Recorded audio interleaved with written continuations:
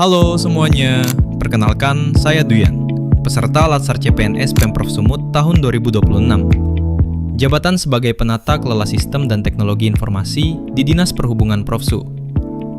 Di video ini saya mau cerita mengenai apa itu Smart ASN dan apa aja sih contoh yang tidak baik dan baik dalam penerapan 8 profil Smart ASN.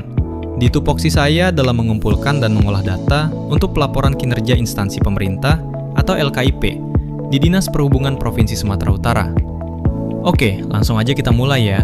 Dikutip dari laman resmi Badan Kepegawaian Negara, Smart ASN adalah pegawai dengan kompetensi, kinerja, serta profesionalisme yang tinggi, sehingga mampu mendukung transformasi birokrasi 4.0, meningkatkan efisiensi pelayanan, dan memastikan ASN mampu beradaptasi dengan perubahan zaman. Nah, itu tadi berupa penjelasan singkat mengenai Smart ASN. Sekarang kita akan langsung ke contoh tidak baik dan baik ya teman-teman, dalam penerapan 8 profil Smart ASN. Yang pertama, menerima data tanpa melakukan verifikasi. Ini tidak boleh dicontoh ya teman-teman. Sebagai seorang ASN, saya memastikan setiap data yang masuk harus diverifikasi dulu. Karena bagi seorang ASN, integritas adalah menyajikan setiap data dengan jujur dan dapat dipertanggungjawabkan. Kedua, memanipulasi data karena ingin terlihat baik di mata pimpinan. Ini salah ya teman-teman. Dalam penerapan Smart ASN, saya menyajikan data sesuai kondisi sebenarnya, meskipun ada indikator yang belum mencapai target. Karena bagi saya, nasionalisme bukan hanya tentang simbol, tetapi tentang menyampaikan pertanggungjawaban yang transparan kepada masyarakat demi bangsa dan negara. Ketiga, mengolah data tanpa memahami indikator kinerja. Dalam penerapan Smart ASN dengan profil profesionalisme, saya mempelajari indikator, target, dan realisasi secara menyeluruh, dan memastikan setiap angka sesuai dengan perjanjian kinerja yang telah ditetapkan. Keempat, tidak mengikuti perkembangan sistem pelaporan digital dan masih bergantung pada cara manual.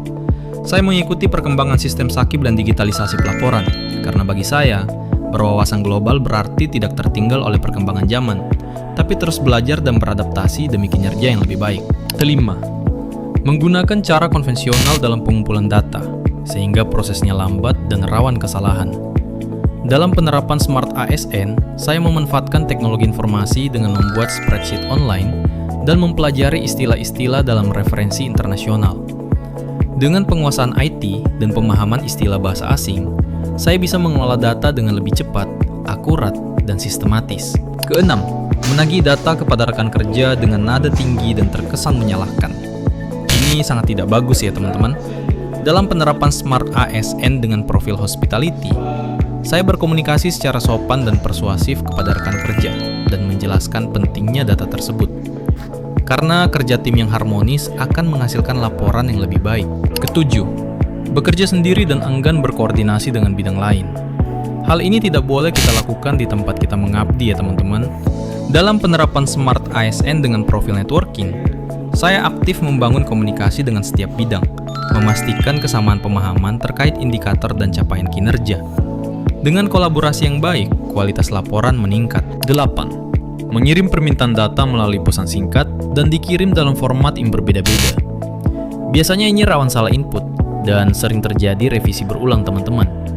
Sebagai seorang ASN yang mempunyai jiwa entrepreneurship, saya berinisiatif membuat spreadsheet online terintegrasi dengan format yang sudah diseragamkan.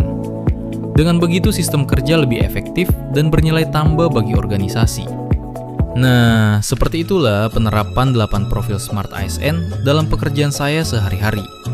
Saya berharap apa yang saya bagikan ini bisa menjadi semangat bagi kita semua untuk terus berkembang dan bekerja lebih baik lagi. Terima kasih sudah menyaksikan. Bye-bye.